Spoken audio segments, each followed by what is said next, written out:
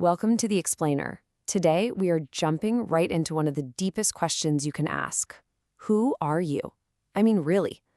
Based on some fascinating work by Robert Wright, we're going to explore the pretty radical idea that the self you feel living inside your head might not be nearly as solid as you think it is. And right from the get-go, the author kind of lets us know that we're about to get into some weird territory. He's basically saying, look, this is going to sound a little strange, but it's those unusual experiences that often point to the most profound truths about our own minds. And this, right here, is the central puzzle we're going to unpack today. What if that hard line you feel, the one between me inside my head and the world out there, what if it suddenly got blurry or just vanished? Okay, so here's our roadmap. We'll start with a really specific, strange moment in meditation that kicked all this off. Then we'll dig into whether the self is even real. We'll explore a huge philosophical debate between emptiness and oneness. And finally, we'll get to why any of this actually matters in your day-to-day life. So, our story starts where a lot of these stories do, in the quiet of a meditation retreat. A completely simple, ordinary observation suddenly triggers a massive shift in how the world is perceived. So just picture it. You're sitting there, being quiet, trying to be aware. And two things happen at the exact same time.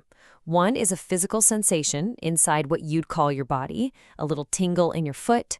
The other is a sound from the outside world, a bird singing. But here's where it gets really weird. For just a moment, that feeling of ownership, of mindness, just disappeared. The tingling in his foot, which is normally my tingle, felt just as external, just as out there as the bird song. The whole boundary between his body and the world just completely dissolved. And this wasn't a thought, it was a raw, direct feeling. So that one strange moment really forces you to ask a much, much deeper question. We all just instinctively assume our skin is the ultimate border. But is it? Let's poke some holes in that idea. Now, this is what's so cool about reframing it this way. If you think about it from your brain's perspective, what's really the difference? In both cases, information is just arriving. One set of data comes from your foot, the other comes from a bird. It's all just electrical signals being processed. So why do we automatically label one signal me and the other not me? And as you can see, science actually gives us a ton of reasons to be skeptical of this skin as a boundary idea. Through kin selection, we can feel a kind of pain for our relatives who are totally outside us. We've got symbiotic bacteria inside our gut that aren't technically us, but they absolutely influence our moods and thoughts. And then there are extreme cases, like mirror touch synesthesia, where people literally feel the sensations they see happening to other people.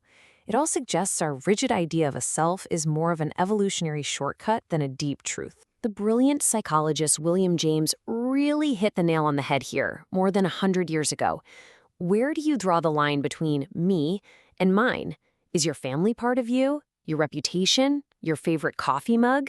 The line gets incredibly fuzzy, very, very fast. This really leads us down two paths that are just two sides of the same coin. The interior path is when you look inside and start asking, are my thoughts and feelings really me, or are they just events happening in me? The exterior path, the one the bird and the foot kicked off, is looking out at the world and asking, is all this stuff really not me? It's the same investigation, just from different directions. Okay, so this whole experience plugs directly into a massive ancient philosophical debate. If the self really is an illusion and it dissolves, what are we left with? Are we left with nothing? Or are we left with everything? So first up, you have the classic Buddhist idea of not self, or anatta. This doctrine argues that our basic feeling of being a solid, continuous CEO in our own head, well, that's the fundamental illusion. There's no permanent you to be found, just a constantly shifting process of thoughts, feelings, and sensation. And this sets up a classic showdown. The Buddhist view tends to emphasize emptiness. The logic is, if the self is empty of a core essence, and the world is also empty of a core essence, then you're basically left with a profound nothingness. But then, the Hindu school of Advaita Vedanta comes back and says the exact opposite. It says your individual self, your Atman, is actually just a sliver of the universal soul, Brahman.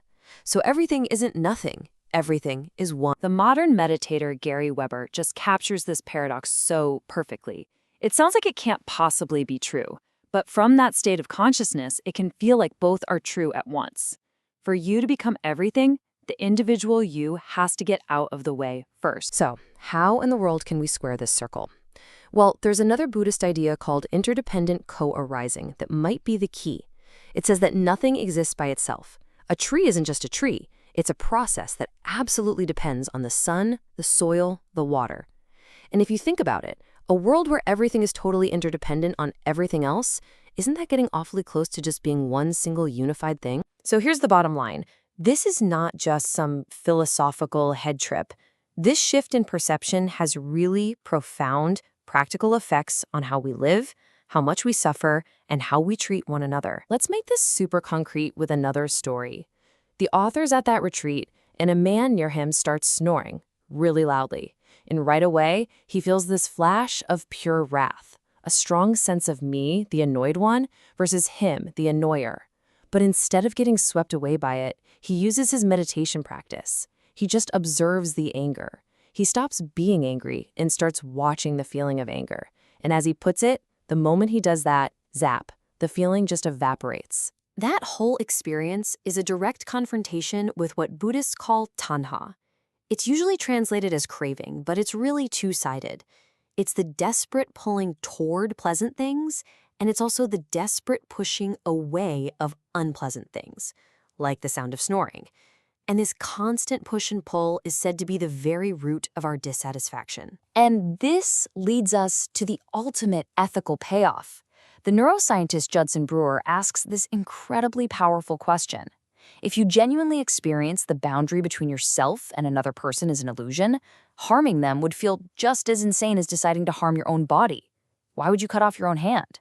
From that point of view, war is just unthinkable. The philosopher Miri al-Bahari makes such a brilliant point here.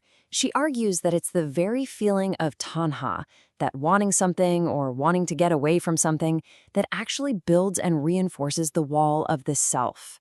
My aversion to the snoring is what creates a thick, solid me who is suffering and a separate him who is causing the suffering.